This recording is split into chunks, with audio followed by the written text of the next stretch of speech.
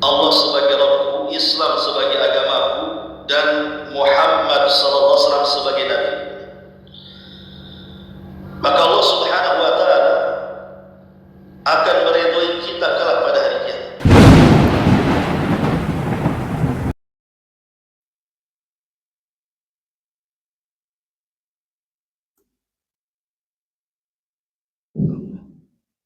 Bismillahirrahmanirrahim.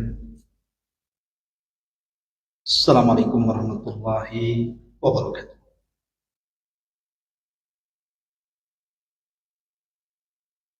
Alhamdulillah, wassalatu wassalamu ala rasulillah wa ala alihi wa sahbihi wa mawalah wa la hawla wa la quwata illa billahi wa ba'd. Baik, kita lanjutkan kajian kita, masih membahas tafsir surah Al-Baqarah, dan kita masuk pada ayat ke-60 dan seterusnya. A'udzubillahi minasyaitonir rajim. Bismillahirrahmanirrahim. Wa idh istasqa Musa liqaumihi faqul nadrib bi'asaqal hajar fanfajarat minhu ithnata asyrata 'ayna qad 'alima kullu unasin mashrabahum kulu washrabu min rizqillah wa la ta'thaw fil ardi mufsidin. Wa idh qultum ya Musa lan nasbira ala ta'amin wahid fad'u lana rabbaka yukhrij lana mimma tunbitul ardu min baqliha wa kithaiha wa fumiha wa adasiha wa basaliha. Qala atastabdiluna alladhi huwa adna billadhi huwa khair ihbitu misra fa inna lakum ma sa'altum wa dhuribat alaihimudh dhillatu wal maskanatu wa ba'um bi ghadabin min Allah dzalika bi annahum kanu yakfuruna bi ayatillah wa yaqtuluna an-nabiyyina bighairil haqq dzalika bima asaw wa kanu ya'tadun. Dan ingatlah ketika Musa memohon air untuk kaumnya, lalu kami berfirman, pukulkanlah batu itu dengan tongkat, lalu memancarlah daripadanya 12 mata air. Sungguh tiap-tiap suku telah mengetahui tempat minumnya masing-masing. Maka makanlah dan minumlah dari rizki yang Allah berikan kepadamu, dan janganlah kamu berkeliaran di permukaan bumi dengan berbuat kerusakan. Dan ingatlah ketika Musa berkata, dan ingatlah ketika kamu berkata, wahai Musa, kami tidak bisa sabar dengan satu macam makanan saja. Sebab itu mohonkanlah untuk kami kepada Rabb agar Dia mengeluarkan bagi kami dari apa yang ditumbuhkan bumi itu, berupa sayur mayur, ketimun, bawang putih, kacang adas, dan bawang merah. Lalu Musa berkata, maukah kamu mengambil yang rendah sebagai pengganti yang lebih baik?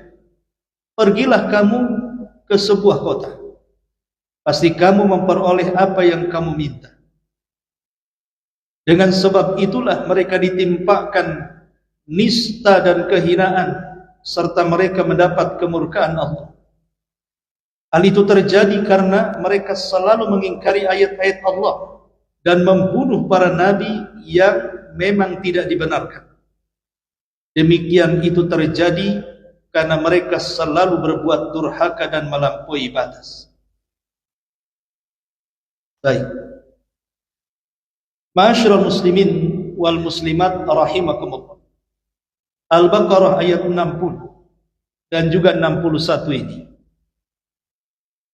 masih mengkisahkan tentang kisah Bani Israel, guna mengingatkan orang-orang Yahudi Madinah di masa Rasul tentang kenikmatan yang Allah anugerahkan kepada nenek moyang mereka. Salah satunya Al-Baqarah ayat 60 mengkisahkan kepada kita tentang kisah mukjizat Nabi Musa alaihi salatu wassalam berupa tongkat yang dipukulkan ke batu kemudian memancarkan air. Bagaimana kisahnya? Hadirin dan hadirat yang dimuliakan Allah Subhanahu wa taala. Pada minggu yang lalu kita sudah menceritakan tentang kisah Yusha ibn Nun. Kalau kita tarik ke belakang, ketika Nabi Musa dan Harun masih hidup dan terperangkap di bumi Tih, bumi linglung, karena Bani Israel tidak mau berjihad, bahkan mengejek Nabinya Musa alaihi salatu wassalam untuk bertindak sendiri dan mengajak Rabbnya, sementara mereka malas-malas dan tidak mau berperang. Maka Allah Subhanahu wa taala azab mereka dengan cara mereka tidak bisa keluar dari padang pasir itu, sehingga kehidupan mereka sangat sengsara sekali. Tidak ada tempat tinggal, tidak ada pepohonan, bahkan tidak ada makanan dan minuman. Akhirnya kemudian mereka mengadu kepada Musa alaihi salatu wassalam agar Musa berdoa kepada Rabbnya untuk diturunkan makanan. Maka turunlah 2 makanan sorga yang berbentuk manna dan juga salwa.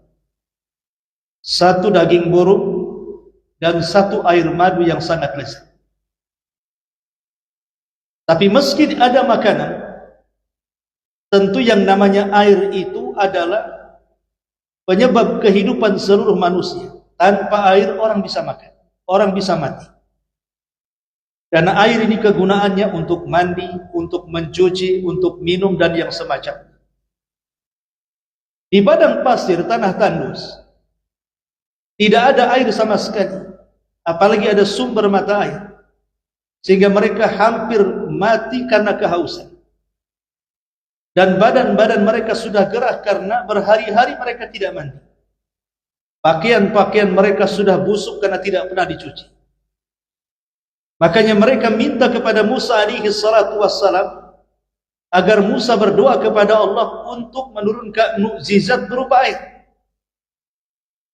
Sekalipun Bani Israel sudah membangkang kepada perintah Allah dan Rasulnya, tetap saja Nabi Musa alaihi salatu wassalam dengan sabar menghadapi mereka untuk mengobati penyakit mereka. Itulah yang diisyaratkan dalam hadis Nabi sallallahu alaihi wasallam saat peristiwa besar 1 tahun sebelum hijrah. Nabi melakukan perjalanan yang disebut dengan Isra dan Mi'raj. Maka Nabi SAW ketika sampai di langit, dia berjumpa dengan Nabi Musa alaihi salatu wassalam. Disitulah Nabi SAW melihat bagaimana wajah Nabi Musa. Maka saat Nabi Musa berjumpa dengan Nabi SAW, Musa mengatakan, marhaban binabiyyin salih. Selamat datang dengan nabiku yang saleh. Kemudian Musa pun menangis. Saat Nabi SAW melihat menangis, maka Rasul bertanya kepada Jibril, wahai Jibril, kenapa Musa menangis? Maka kemudian Jibril memberitahu Nabi SAW, kenapa dia menangis melihat dirimu? Karena dia merasa bahwa engkau umat yang diutus terakhir, usiamu masih pendek, tidak seperti Musa usianya panjang, tetapi mendapatkan umat terbanyak dari seluruh para nabi. Al-Hafidh Ibnu Hajar Al-Asqalani ketika memberikan catatan kepada pertemuan Rasul dan Nabi Musa, di antara hikmahnya adalah di mana Nabi SAW melihat kondisi Nabi Musa itu penyabar. Kenapa penyabar? Karena dia menghadapi kaum yang tidak pernah diciptakan oleh Allah Subhanahu wa taala keras kepalanya. Itulah Bani Israel. Sabar Nabi Musa menghadapi mereka. Bahkan sampai satu hari Nabi Musa alaihi salatu wassalam pernah dipermalukan oleh Bani Israel. Kita tahu bahwa di zaman dulu biasa orang mandi di sungai. Bahkan di zaman kita masih kecil-kecil saja yang hidup di kampung-kampung itu, masih banyak orang yang ke sungai karena mungkin belum ada kamar mandi dalam rumah. Apalagi di zaman Nabi Musa, orang mandi ya ke sungai. Lah Nabi Musa alaihi salatu wassalam itu pemalu. Dia tidak akan mandi rame-rame, maka dia akan mandi sendiri. Sehingga kemudian Bani Israel menuduh yang tidak-tidak dan mengatakan jangan-jangan Musa itu berpenyakit. Malu kalau seandainya badannya tersingkap kemudian terlihat penyakitnya, dan itu menjadi bahan olokan Bani Israel. Dan itu sudah bertahun-tahun lamanya.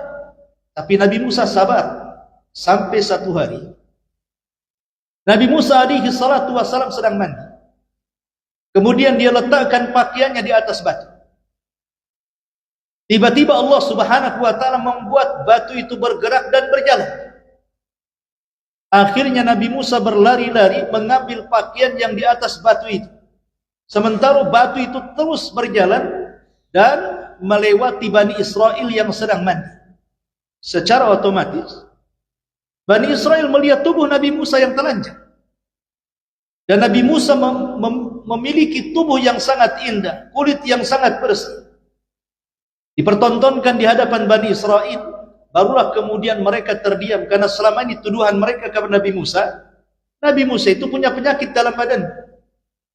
Tapi setelah Allah Subhanahu wa taala buktikan seperti itu, baru mereka diam dan tidak berani bicara. Lihat bagaimana sampai Nabi Musa itu pada tingkat privasi saja dibicarakan Bani Israel. Tapi Musa sabar. Makanya kenapa Nabi SAW memuji Nabi Musa alaihi salatu wassalam dan mengatakan rahimallahu akha Musa. Semoga Allah merahmati saudaraku Nabi Musa. Laqad udhiya katsiran fasabar. Sungguh Musa sudah banyak diuji dengan ujian yang banyak oleh Bani Israel, tapi dia sabar menghadapi Bani Israel. Dia sabar menghadapi Bani Israel, mengobati Bani Israel. Sampai betul-betul Bani Israel, mereka terus dibimbing Nabi Musa. Kalaulah seandainya diutus nabi-nabi yang lain selain Nabi Musa, tentu mereka tidak sabar. Contoh saja Harun. Saat Nabi Musa alaihi salatu wassalam pergi selama 40 malam untuk mengambil Taurat, tiba-tiba Bani Israel separuh mereka menyembah patung anak sapi yang dibuat sendiri. Kemudian ketika Musa datang, dia menegur abangnya Harun dan mengatakan, kenapa kau sesatkan Bani Israel? Sebelum aku tinggal mereka masih baik-baik mentauhidkan Allah, masa baru ku tinggal 40 malam mereka sudah murtad? Maka Harun mengatakan, ya Musa, diriku tidak setegas diriku. Mereka tidak takut kepadaku, hanya takut kepadamu. Sehingga aku tidak bisa apa-apa apalagi di antara mereka sudah akan mengancam akan membunuhku. Apa yang harus kulakukan? Lihat, kalau seandainya Bani Israel diserahkan ke Nabi Harun, bisa murtad semua. Tapi Nabi Musa alaihi salatu wassalam di balik ketegasannya, tetap dia sayang dengan Bani Israel. Walaupun terkadang mereka kufur, tobat lagi, Musa tetap membimbing mereka. Lah salah satunya adalah ketika Nabi Musa alaihi salatu wassalam didatangi oleh Bani Israel, padahal mereka sudah membangkang. Tidak mau ikut aturan Allah dan Rasul. Tidak mau memegang kepada Taurat dan disuruh jihad, malah mengejek nabinya. Tapi Nabi Musa sayang ketika mereka meminta air untuk mandi, minum, mencuci dan yang lainnya, Musa tetap mengabulkannya dengan izin Allah Subhanahu wa taala. Makanya di sini Allah mengatakan, wa idistasqa Musa liqaumihi faqul nadrib bi asaqal hajar. Dan ingatlah ketika Musa memohon air untuk kaumnya. Dalam bahasa Arab, meminta air itu artinya istisqa. Dalam Islam ada namanya salat istisqa. Artinya meminta hujan ini sudah ada sejak zaman dulu para nabi alaihi wassalatu wassalam. Apabila terjadi paceklik, gersang tanah, kekeringan, kering kelontang dan yang semacamnya, maka mereka akan berdoa kepada Allah untuk meminta hujan. Termasuk Nabi kita Muhammad sallallahu alaihi wasallam. Satu hari Nabi sedang berkhutbah Jumat. Tiba-tiba datang Arab Badui dan mengatakan, "Ya Muhammad, desa kami sudah kekeringan, jalan sudah mulai pecah, ladang sudah tidak tumbuh, hewan-hewan hampir mati, kami pun sudah mulai kehausan. Berdoalah kepada Allah agar Allah menurunkan hujan kepada kami." Bayangkan Nabi sedang khutbah Jumat itu. Maka Nabi SAW tiba-tiba menghentikan khutbahnya dan mengangkat kedua tangan ke langit dan mengatakan, "Allahumma aghithna, Allahumma aghithna." Ya Allah, aku meminta kepadamu pertolongan yang sangat mendesak. Aghithna itu artinya istighatsah. Istighatsah berbeda dengan doa. Kalau doa itu berlaku pada kondisi senang ataupun susah. Tapi istighatsah itu tidak berlaku kecuali dalam kondisi genting. Makanya kalau ada istighatsah, acara istighatsah, berarti ada yang genting itu. Kalau tidak ada yang genting kemudian buat acara istighatsah, berarti dia tidak paham mana istighatsah. Dia sedang berdoa, bukan sedang beristighatsah. Karena istighatsah itu dalam bahasa Arab, dia adalah talabul ghauth inda syada'id. Meminta pertolongan kepada Allah saat manusia sedang genting. Contoh, Nabi SAW saat perang Badar, tahu musuhnya 1000 lebih. Sementara dia cuma bawa pasukan 314 orang. Tidak pernah perang, kurang persenjataan, tidak punya pengalaman. Yang dihadapi ini orang-orang kuat yang biasa perang, dipimpin oleh jenderal-jenderal Quraisy yang hebat-hebat, Abu Jahal dan yang semacam. Wajar ada kekhawatiran Nabi SAW akan kalah. Makanya di malam hari sebelum besoknya terjadi perang Badar, Nabi dan Abu Bakar Siddiq radhiyallahu an berdoa kepada Allah. Saking husunya, selendang Rasul terjatuh, diambil oleh Abu Bakar, dipasangkan kembali dan mengatakan, "Hasbuka ya Rasulullah." Cukup wahai Rasul, Allah sudah mengabulkan doa. Tapi Rasul tetap tidak menghiraukan kata-kata Abu Bakar. Sampai akhirnya Allah perlihatkan 1000 malaikat turun. Barulah Nabi menghentikan doanya dan mengatakan kepada Abu Bakar, "Ya Abu Bakrin abshir." Wahai Abu Bakar, berbahagia. Allah sudah turunkan bantuan untuk kita. Lah ulama mengatakan saat Nabi berdoa untuk kemenangan perang Badar, sampai Rasul mengatakan, "Allahumma intahlik hadihil isabah falan tu'bad abada." Ya Allah, kalau kau hancurkan kelompok yang sedikit ini, kau tidak akan disembah selamanya. Menunjukkan keadaannya sangat genting. Makanya doa Rasul di malam hari itu disebut istighatsah. Lah sama juga orang Arab Badui ini saat Nabi sedang berkhutbah, dia menceritakan kegentingan daerahnya, bahwa sudah kekeringan, orang sudah mulai kelaparan, kehausan, binatang sudah banyak mati, jalan pada pecah, kering kelontang di mana-mana. Makanya Nabi SAW menghentikan khutbahnya, kemudian mengatakan, "Allahumma aghithna, Allahumma aghithna." Ya Allah, turunkan hujan, turunkan hujan.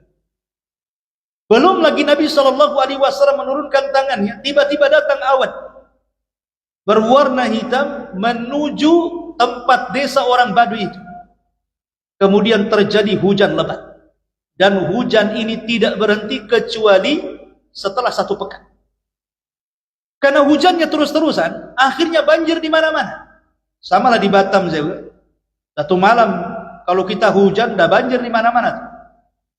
Jumat berikutnya, Arab Badui ini datang lagi dan mengatakan, "Ya Rasulullah, hujan memang sudah turun, tapi menghancurkan semuanya. Banjir di mana-mana. Berdoalah kepada Allah agar kau hentikan hujan ini." Maka Nabi SAW berdoa lagi kepada Allah, "Allahumma hawalaina wala alaina." Ya Allah, jangan sampai hujan yang turun membawa bencana kepada kami, tapi alihkanlah hujan itu ke tempat-tempat yang tumbuh-tumbuhan banyak di situ, ke bukit-bukit, ke lembah-lembah, dan begitu seterusnya. Makanya doa ini jadikan doa oleh kita sebagai umatnya. Kalau ada hujan deras, sudah mulai merusak, angin di mana-mana, banjir di mana-mana, maka berdoalah kepada Allah, Allahumma hawalaina wala alaina. Ya Allah, jangan kau jadikan hujan ini bencana, tapi jadikan hujan ini rahmat. Ma'asyiral muslimin yang dimuliakan Allah Azza wa Jalla. Nah, itu menunjukkan adanya istisqa. Maka ini jadi disyariatkan dalam Islam, ada namanya salat istisqa. Jadi kalau seandainya Batam ini kekeringan, maka kita bisa datang ke tanah lapang, berdoa kepada Allah, kemudian minta hujan. Sama kejadiannya di zaman Amirul Mukminin Umar bin Khattab. Setahun lebih pacaklik di mana-mana. Akhirnya mereka pun meminta hujan kepada Allah, datang kepada Abbas, paman Rasul sallallahu alaihi wasallam yang masih hidup, dan mengatakan, ya Abbas, engkau adalah paman Nabi, termasuk keluarga Nabi. Bisa engkau mengimami dan mendoakan untuk kami minta hujan? Maka Abbas pun kemudian memimpin hujan, memimpin salat istisqa di zaman Umar, dan setelah salat itu terjadi hujan deras. Lah di sini Nabi Musa alaihi salatu wasallam juga sama. Saat Bani Israel terkepung, tidak bisa keluar dari negeri Tih, karena diazab oleh Allah Subhanahu wa taala, mereka harus hidup di negeri Lingu. Tidak ada air setetes. Akhirnya mereka datang kepada Musa dan mengatakan, ya Musa, kami tidak ada air untuk kami minum, mandi, mencuci, dan yang semacam. Bisa enggak kau berdoa kepada Allah Subhanahu wa taala agar kami diberikan air? Maka Allah Subhanahu wa taala mengijabah doanya Nabi Musa, dan Allah mengatakan, wa idistasqa Musa liqaumi. Dan ingatlah ketika Musa memohon air untuk kaum. Faqul nadrib bi'asakal hajar. Maka kami katakan kepada Musa, tongkat yang di tanganmu itu pukulkan saja ke batu yang ada di hadapan. Dan ingat, Nabi Musa alaihi salatu wassalam terkenal dengan tongkat. Tongkat yang merupakan mukjizat awal Nabi Musa alaihi salatu wassalam. Tongkat itu sebenarnya biasa oleh Nabi Musa alaihi salatu wassalam dijadikan untuk menggembalakan. Terkadang Nabi Musa bangun dari duduk, dia bertelekan kepada tongkat. Terkadang dengan tongkat itu dia usir serigala. Terkadang dengan tongkat itu dia pukul kambing supaya jalan. Jadi tongkat itu sebenarnya tongkat biasa, yang biasa Nabi Musa bawa kemana-mana. Tapi saat Nabi Musa alaihi salatu wassalam sudah menikah dan punya anak, sudah 10 tahun dia di Madian, lari dari Mesir karena membunuh orang, maka Musa pun rindu dengan Bani Israel dan keluarganya yang ada di Mesir. Berangkatlah dari Madian menuju Mesir. Di tengah perjalanan, di sebuah bukit yang disebut dengan Bukit Tua, tiba-tiba obor Nabi Musa padam, gelap di mana-mana. Dia tidak bisa melanjutkan perjalanannya di malam hari, sehingga dia bicara kepada istri dan anak-anaknya, sebentar kau tinggal di sini, aku akan mencari api. Maka Musa pun berjalan dari kejauhan, rupanya ada cahaya, sehingga ada harapan malam itu dia memiliki obor. Mendekatlah dia ke cahaya itu, rupanya cahaya itu adalah api yang berada di pohon zaitun. Anehnya, pohon zaitun itu tidak terbakar, padahal terbakar api. Jadi tidak ada tanda-tanda dahannya terbakar, daunnya terbakar, tapi apinya membesar di pohon itu. Sehingga Nabi Musa semakin bingung, kenapa ada pohon, ada apinya, tapi pohonnya tak terbakar. Mulailah dia mendekat, dan sampai dekat sekali jarak dia dengan api. Disitulah tiba-tiba ada suara yang mengatakan, ya Musa, lepas kedua sandal, karena engkau menginjak negeri yang suci. Kaget Nabi Musa. Bagaimana ada suara di situ? Karena ketakutan dia lepas sandalnya lah. Kemudian suara itu mengatakan, teruslah mendekat kepada api. Maka dia mendekat, tiba-tiba suara itu ngomong lagi, ya Musa, apa yang ada di tanganmu itu? Dan Nabi Musa, ini tongkatku yang biasa kupakai untuk menggembala kambing. Tiba-tiba kemudian dia mengatakan, ya Musa, tahukah aku? Nabi Musa mengatakan, aku tidak tahu siapa kamu. Karena masalahnya tidak ada orang. Nengok ke kiri tak ada orang, ke kanan tak ada orang, belakang depan tak ada orang. Kenapa ada suara? Tiba-tiba suara ini mengatakan, Annani anallah, saya adalah Allah Rabb. Kaget Nabi Musa. Ketika itu dia terdiam. Tiba-tiba Allah mengatakan, sebaiknya kau lemparkan tongkatmu itu. Akhirnya karena ketakutan dilemparkan tongkat. Rupanya jadi ular. Jadi ular yang sangat besar. Dan suara ini terus membimbing dan mengatakan, sekarang tongkatmu sudah jadi ular. Sekarang kau tangkap tongkatmu itu. Musa bingung. Kalau dia ambil ekornya, bisa matu kepalanya. Kalau dia ambil kepalanya, makin pula dipatuk. Ya. Maka Nabi Musa sambil ketakutan, dia mengatakan, ambil enggak? Tapi perintah itu sangat kuat untuk mendorong Nabi Musa mengambilnya. Pas diambil, rupanya berubah jadi tongkat lagi. Kemudian Allah di balik api itu mengatakan, ya Musa, kondisi seperti ini akan terulang kembali. Artinya tongkat yang jadi ular itu akan terulang kembali. Sehingga kau jangan takut. Kemudian Allah mengatakan, kalau begitu masukkan tanganmu ke dalam jaibmu, kepada pesakmu. Di sini pesaknya. Ya, kalau zaman dulu kan pesaknya di sini. Ya, kalau zaman sekarang di sini. Masukkan ke dalam pesakmu sini. Akhirnya kemudian Musa memasukkan tangan ke dalam pesak. Kemudian pas dicabut, rupanya bercahaya tangannya. Karena awalnya Musa mencari obor. Untuk apa?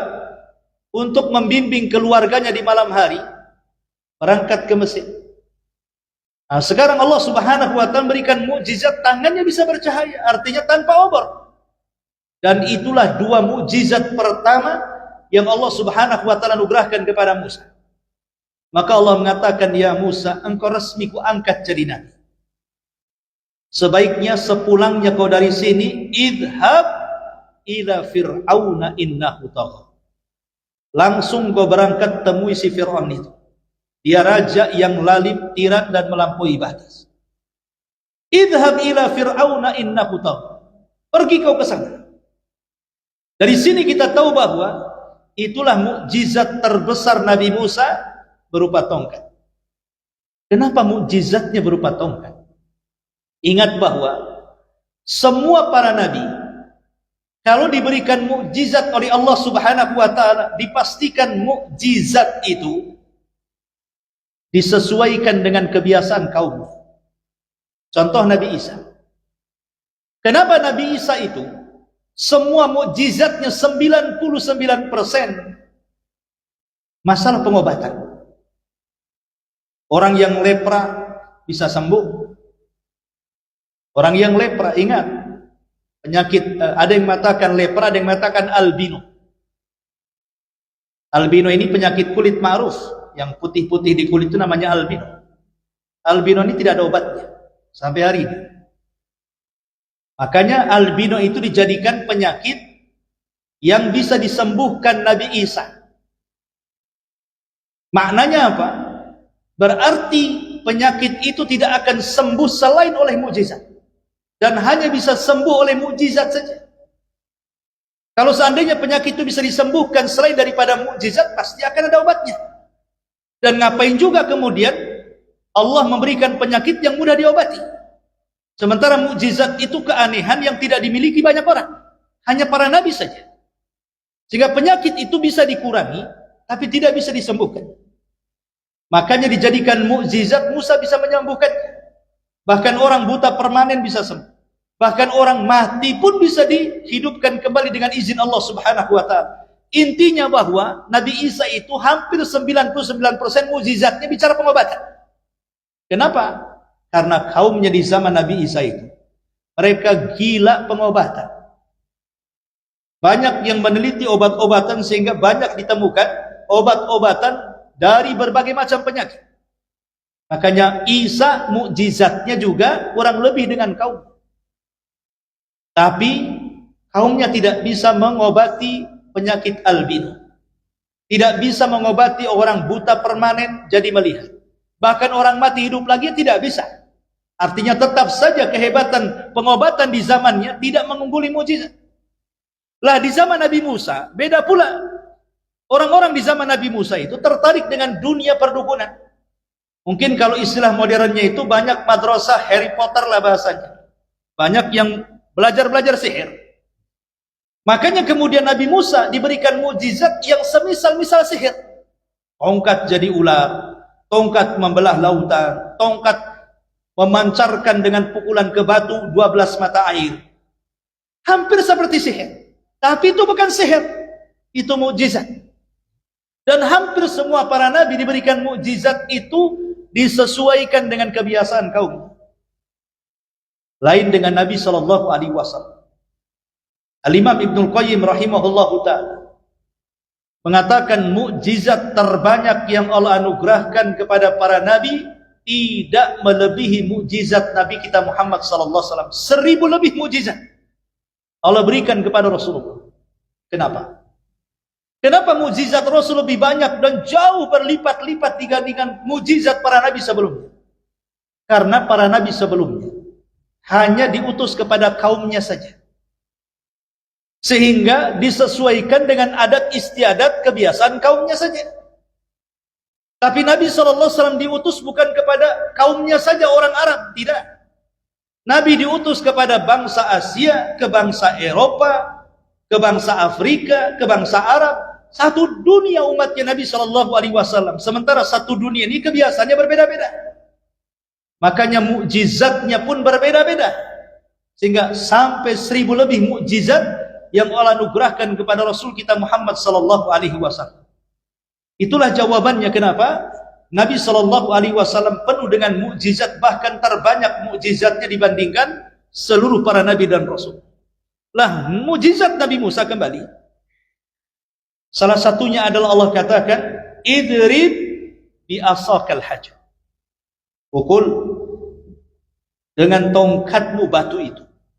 Apa yang terjadi? Fangfajarat min husnata asyrata aina. Tiba-tiba dari batu itu memancar sumber air kayak keran memancar.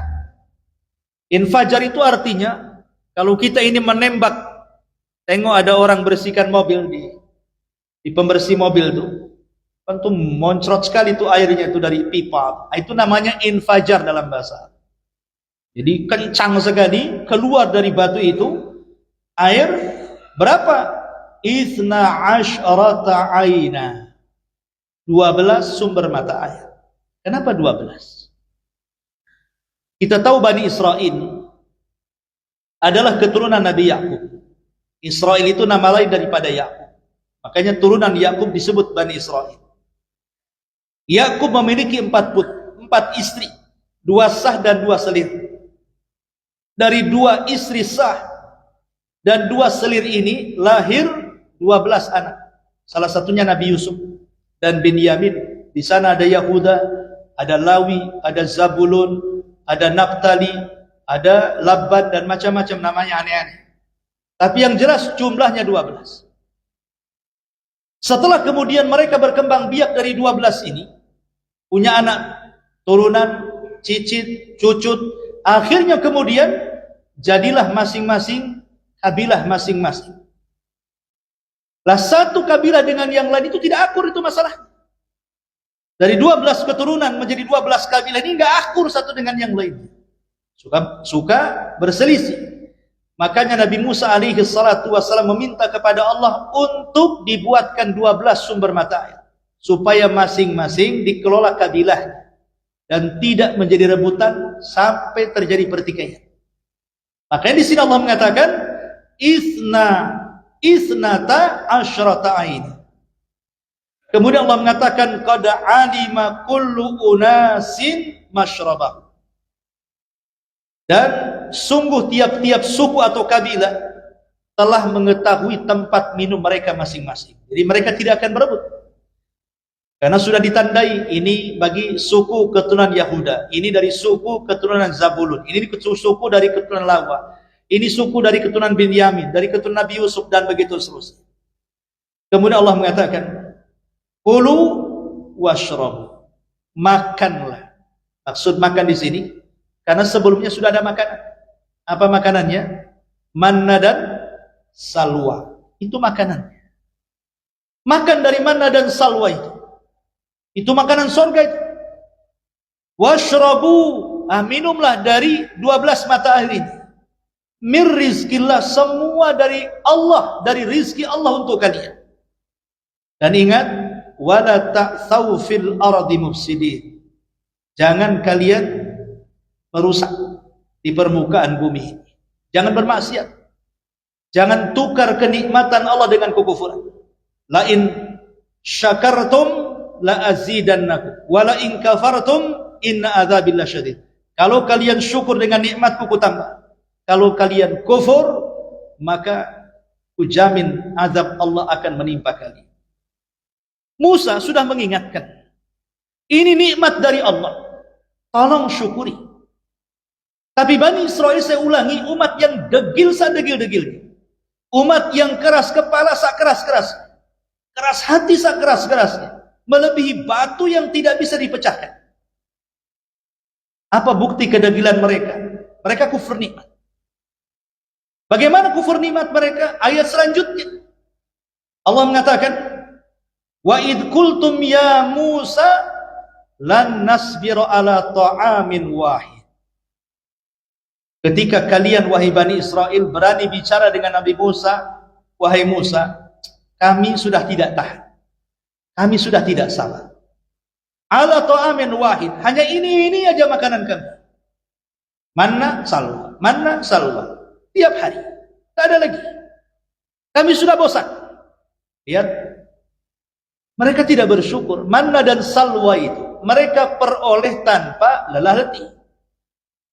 Kita saja sekarang mau makan, kita harus kerja dulu. Habis kerja dapat gaji. Setelah dapat gaji diserahkan ke istri. Nanti istri kelola, ke pasar dulu belanja, cari gasnya, cari kompornya, cari pelaratannya, cari bumbu-bumbunya, kemudian masak berjam-jam, kemudian baru makan. Proses makan itu sulit sekali. Tapi mereka tidak, mereka tinggal makan. Waktunya makan, mana dan salwa tinggal ambil, lep makan. 3 kali sehari. Kenapa mereka tidak bersyukur? Malah mereka mengatakan, ya Musa kami sudah tahan, bahasa kitanya bosan. Asih ini saja, si daging puyuh saja. Asih kemudian jeli berupa madu saja. Kemudian air mineral. Padahal 2 makanan itu, manna dan salwa, itu turun dari sorga. Setiap mereka memakan, mereka tidak pernah sakit. Jadi makanan itu penuh kesehatan. Mereka tidak akan sakit, tidak akan lelah, bagaikan obat makanan itu. Tapi mereka kufur nikmat dan mengatakan, ya Musa kami bosan, carilah makanan yang lain. Mulailah mereka memerinci makanan dan mengatakan, fad'u lana rabbaka yukhrij lana mimma tumbitul ardh. Ya Musa, tolonglah kau berdoa kepada Allah, berikan makanan untuk kami dari makanan-makanan yang keluar dari perut bumi. Kemudian dirinci apa saja? Mim bakliha wa kithaiha wa fumiha wa adasiha wa basaliha. Seperti apa? Seperti sayur-sayuran, ya kayak kita ini kangkung, bayam, lobak dan yang semacamnya. Kemudian timun-timunan, timun, terong dan yang semacamnya.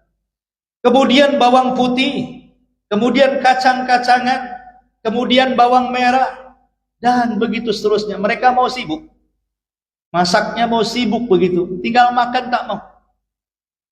Kalau bisa, ya makanan biasa yang sehari-hari kami makan dulu di Mesir. Makanan itu katanya, udah bosan. Mungkin kayak kita ini kadang-kadang bosan makan daging, akhirnya tahu tempe kan itu sekali-kali. Tahu tempe sudah bosan, makan sayur asam dan begitu seterusnya.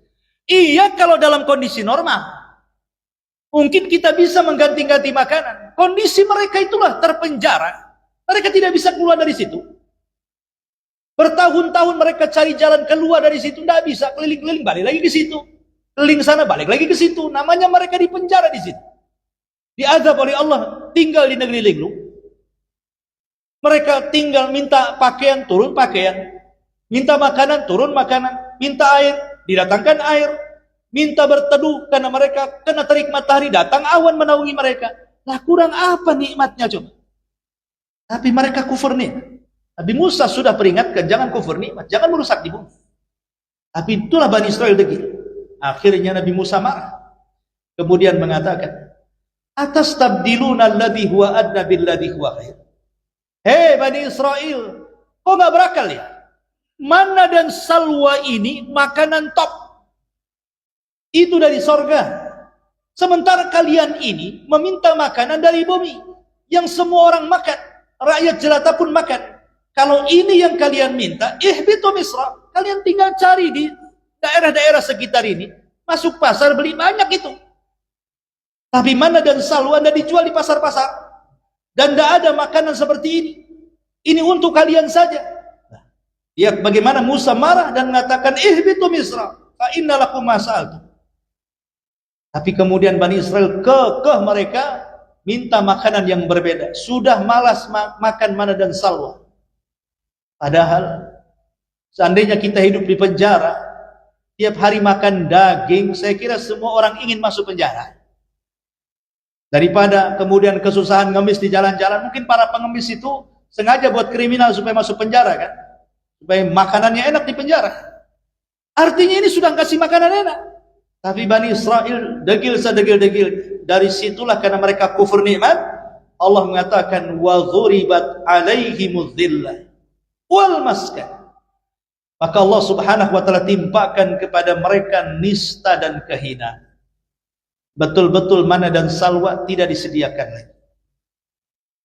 Akhirnya mereka kelaparan. Karena makanan-makanan yang di bumi itu. Makanan-makanan yang tidak lezat, lama-lama mereka akhirnya bosan. Memang betul ditumpuhkan di makanan-makanan itu apa yang mereka minta. Tapi mereka lebih memilih ingin kembali kepada manna dan salwa. Dan itu sudah tidak turun lagi. Hari-hari mereka makan sayur, vegetarian bahasa kita. Akhirnya mereka bosan. Mereka pun menyesal, ingin kembali kepada manna dan salwa. Tapi itulah hukuman dari Allah Subhanahu wa taala. Makanya Allah mengatakan wa ba'u bi ghadabin minallah. Dan mereka pun bukan hanya sekedar diberikan kehinaan, ditimpakan kepada mereka murka dari Allah, turun wabah. Wabah taun.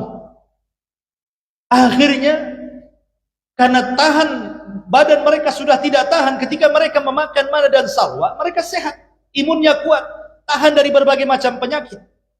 Tapi ketika kemudian makanan itu sudah tidak dimakan lagi, mereka mengambil sayur-sayur, kacang-kacang dan begitu seterusnya, badan mereka melemah. Sehingga kalau turun wabah, mudah terkena penyakit. Itu karena murka dari Allah Subhanahu wa taala. Allah memberikan alasan, dzalika bi annahum kanu yakfuruna bi ayatin. Karena mereka telah kufur dengan tanda-tanda kuasa Allah. Wa yaqtuluna an-nabiyyina bighairi haq. Alasan yang kedua, mereka membunuh para nabi tanpa hak yang dibenarkan. Tentu kejadian membunuh para nabi kelak setelah mereka terbebas dari negeri linglung oleh Yusha ibn Nun. Yusha ibn Nun meninggal dunia, kemudian dipimpin oleh para nabi dari zaman ke zaman. Disitulah mulai terjadi banyak pembunuhan para nabi. Kemudian Allah mengatakan, "Dzalika bima asaw wa kanu ya'tadun." Mereka selalu berbuat durhaka dan melampaui batas, sebab itulah mereka diazab oleh Allah Subhanahu wa taala. Ma'asyiral muslimin yang dimuliakan Allah Subhanahu wa taala. Di sini ada pelajaran menarik. Yaitu apa? Pentingnya kita sabar dalam kondisi apa. Pentingnya kita sabar dalam kondisi apa. Karena Bani Israel itu hancurnya mereka karena tidak sabar. Terutama Sabar ketika mendapatkan ujian dari Allah Subhanahu wa taala. Sabar kan ada 3. Sabar yang paling tinggi tingkatannya adalah sabar saat melaksanakan perintah. Kemudian tingkatan rendah keduanya adalah sabar saat menghadapi kemaksiatan, dia tidak bermaksiat. Dan sabar yang terakhir, tingkatan yang terakhir adalah sabar ketika menghadapi bala bencana yang merupakan qada dan takdir Allah Subhanahu wa taala. Kenapa sabar menjalankan ketaatan itu di peringkat pertama dan sabar ketika menjauhi kemaksiatan di peringkat kedua? Karena melaksanakan perintah itu ada gerakan. Salat, gerak, wudu, datang ke masjid, kemudian melaksanakan salat. Puasa, kemudian pagi-pagi buta harus bangun, sahur, kemudian menahan lapar, dahaga sampai maghrib. Sedekah, ngumpulin harta dulu, udah capek-capek zakat. Jadi melaksanakan ketaatan itu aktif, bergerak, dan itu harus ada kesabaran karena orang bergerak ini kadang bosan, kadang semangat. Beda dengan meninggalkan maksiat. Meninggal maksiat itu diam saja, nggak ada gerakan, diam aja di rumah. Ketika ada orang datang ke tempat-tempat perzinahan, orang berzina, diam di rumah kita, tak jadi berzina. Ketika ada orang mabok-mabokan di luar, nggak usah kemana-mana, diam aja di rumah, tak jadi mabok. Ketika ada orang mungkin di luar sedang bergibah, kita diam saja, tak jadi gibah. Meninggalkan maksiat itu cukup diam, nggak perlu aktif, diam saja, itu sudah meninggalkan maksiat. Tapi melaksanakan ketaatan itu harus gerak. Itulah kenapa kemudian tingkatan sabar ketika melaksanakan ketaatan itu lebih tinggi karena ada gerakan. Dan meninggalkan maksiat itu cukup diam. Ketika ada orang gibah, kita tidak menggibah. Ketika ada orang berzina, kita tidak berzina. Ketika ada orang mabuk, kita tidak mabuk. Ketika ada orang berjudi, kita tidak berjudi. Ketika ada orang yang zalim, kita tidak zalim. Cukup diam saja. Itu sudah sabar. Tapi ingat, sabar melaksanakan kemaksiatan itu harus karena Allah, baru berpahala. Karena ada sabar diem, karena tidak punya uang. Kenapa kau tak judi?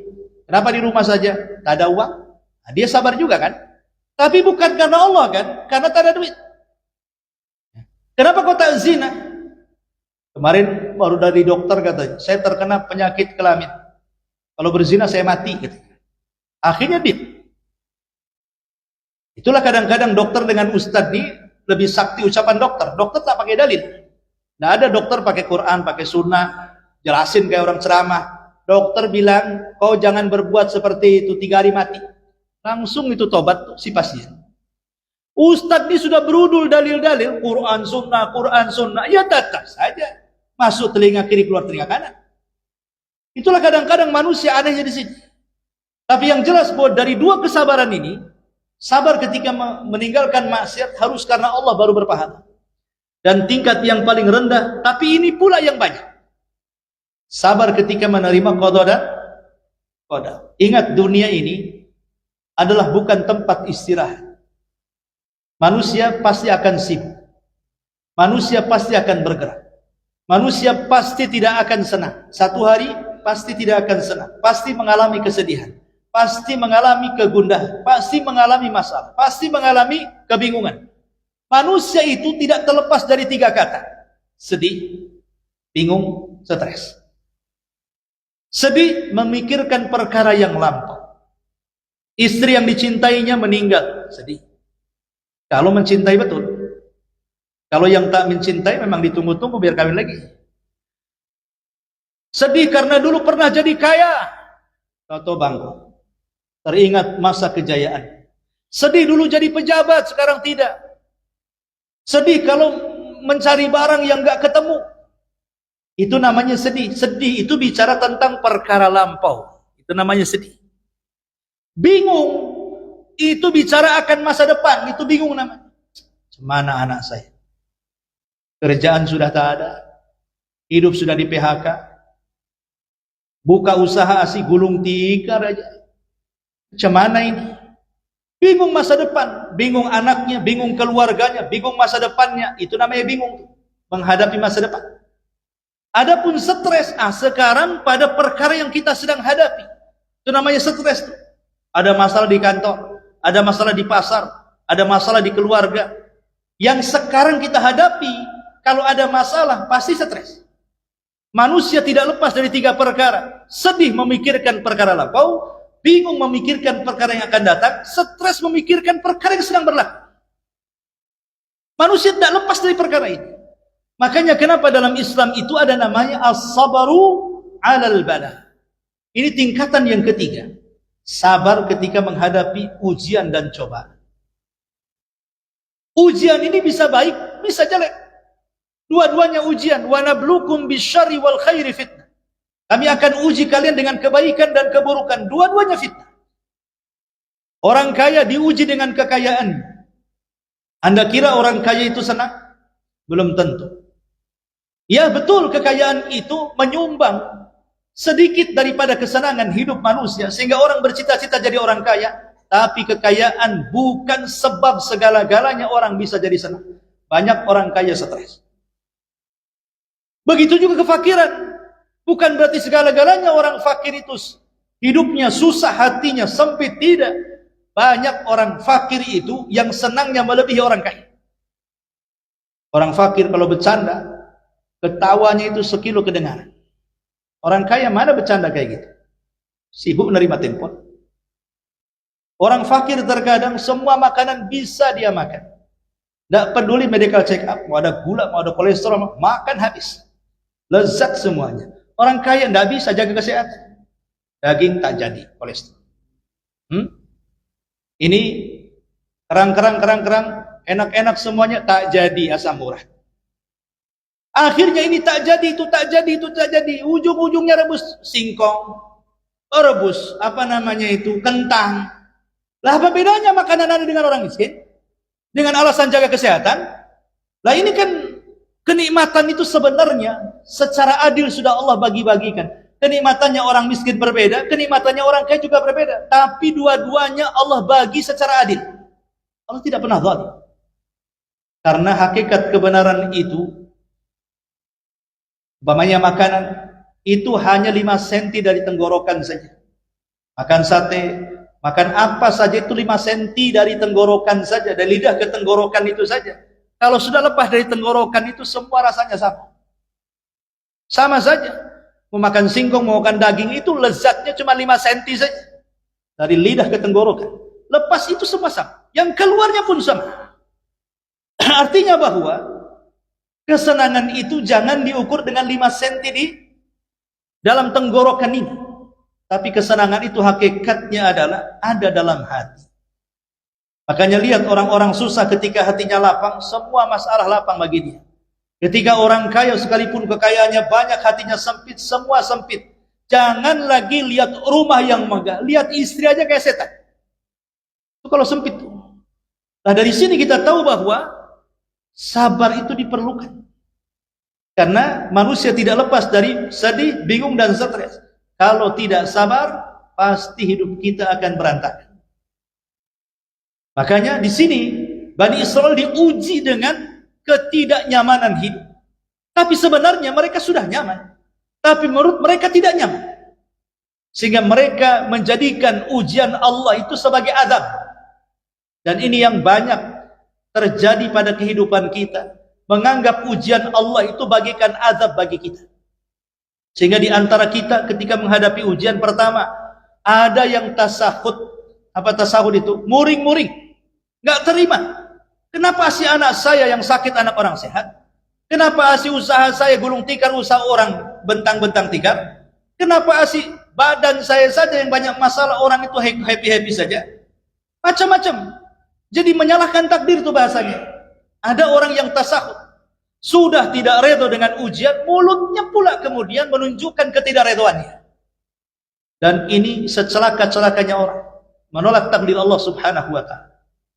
Tapi ada orang yang nampak luarnya sabar-sabar banget. Rumahnya kebakaran diam. Istrinya mati diam.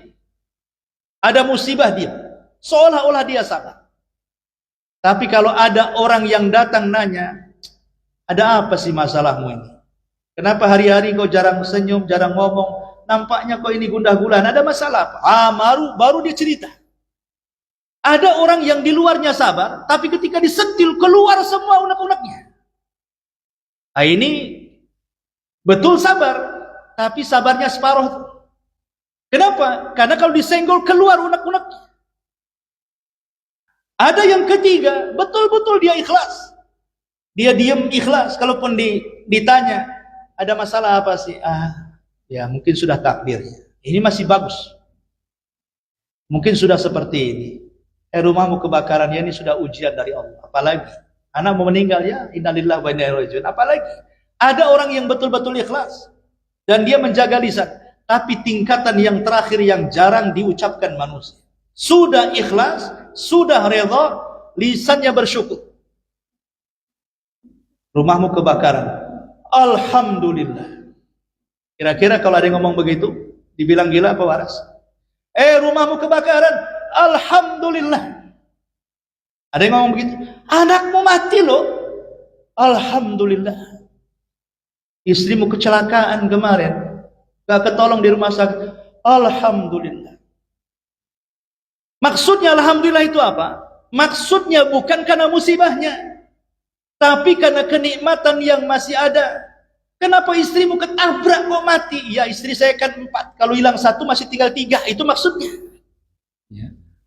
Anakmu mati loh, iya anak saya 8. Kalau seandainya mati 1 kan alhamdulillah anak saya masih 7. Rukomu kebakaran, ingat ruko saya 50. Kalau seandainya terbakar 1 masih ada 49 ruko. Lah itu maksudnya, dia masih ingat nikmat ke yang sisa, tidak memikirkan musibah yang sedang berlaku. Itu maksudnya bersyukur di sini. Karena ini berlaku kepada seorang tabi'in namanya Urwah. Urwah ibn Zubair rahimahullahu ta'ala. Urwah ini jatuh dari untanya. Kemudian kaki satunya cedera. Ingat zaman dulu kan namanya perobatan tidak seperti zaman sekarang. Sekarang macam-macam.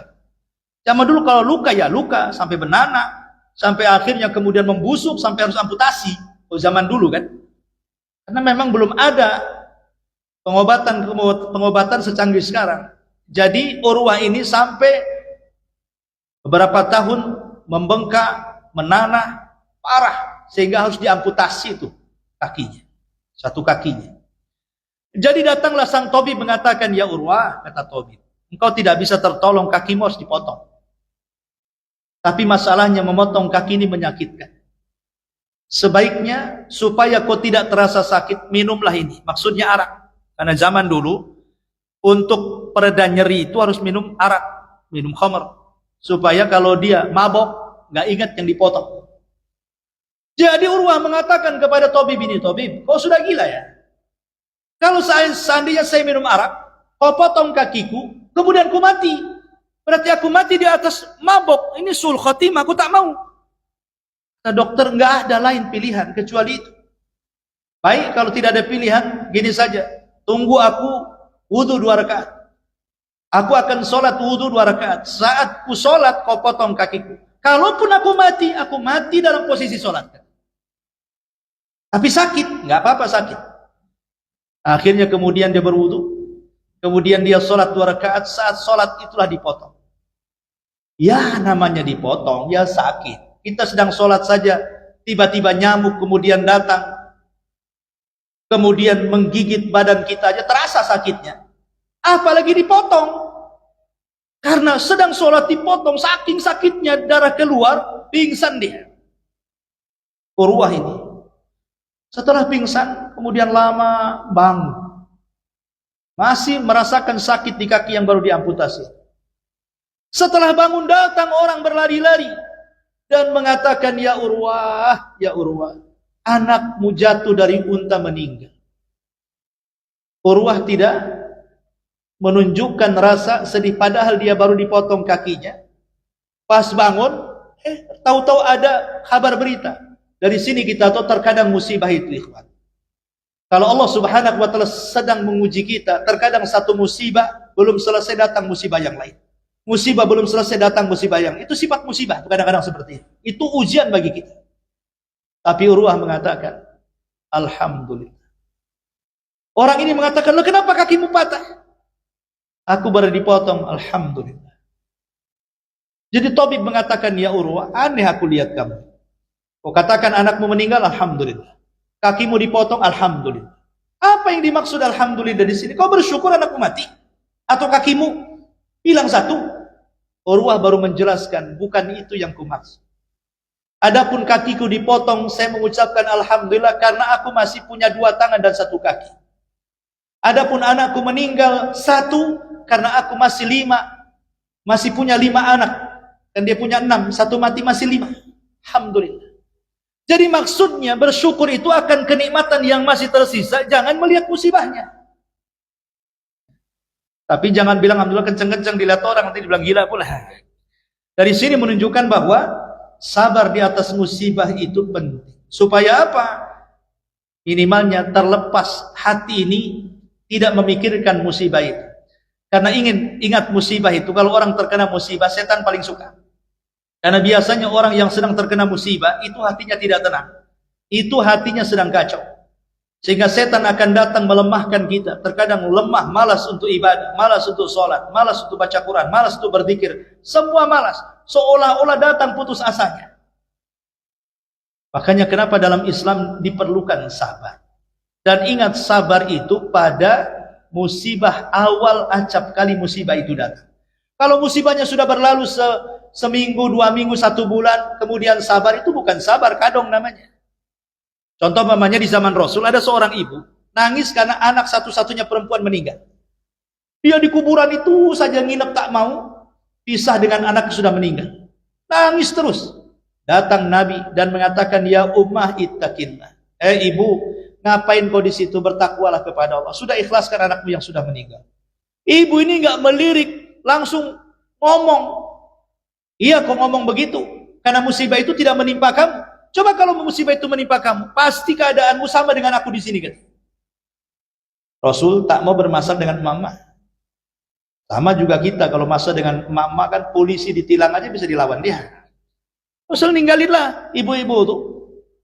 Ketika ibu-ibu itu sudah pergi, datang Abu Bakar mengatakan kepada ibu itu, Bu, kau tahu nggak tadi yang ngomong siapa? Ibu nggak tahu. Itu Nabi loh. Langsung ketika dibilang Nabi kaget. Karena ketakutan, dikejarnya Nabi SAW sampai ke dalam rumahnya. Dalam riwayat, rumah Nabi itu tidak ada bawabah. Apa bawabah itu? Bawabah itu artinya security. Ya, tidak ada security-nya. Padahal dia Nabi, pemimpin perang, pemimpin kota Madinah. Tapi rumahnya nggak ada security-nya.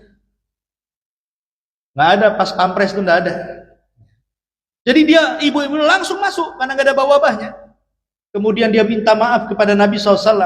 Tapi Rasul SAW hanya mengingatkan kepada ibu ini, ingat bahwa inna sabra fi sadmatil ula. Sabar itu terletak di pukulan pertama kau dapat musibah. Hari ini orang yang kita cintai meninggal, hari ini saya sabar. Menerima innalillah wa inna ilaihi rajiun. Ya Allah, berikan pahala atas musibah yang menimpa.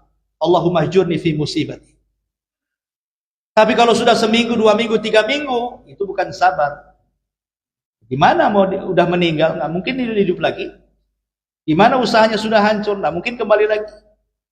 Jadi sabar itu di awal acap kali kita mendapatkan musibah. Itu orang bisa sabar dan dikatakan sabar. Jadi intinya bahwa hadis ini atau ayat ini mengajarkan kepada kita tentang kesabaran. Jangan seperti Bani Israel, karena mereka tidak sabar akhirnya kufur, karena mereka kufur akhirnya turun azab Allah Subhanahu wa taala. Wallahu a'lam bishawab. Ini yang bisa saya sampaikan, mudah-mudahan manfaatnya. Subhanallah. Hamdika asyhadu an la ilaha illa anta astaghfiruka wa atubu ilaik. Allahu ta'ala. Assalamualaikum warahmatullahi wabarakatuh.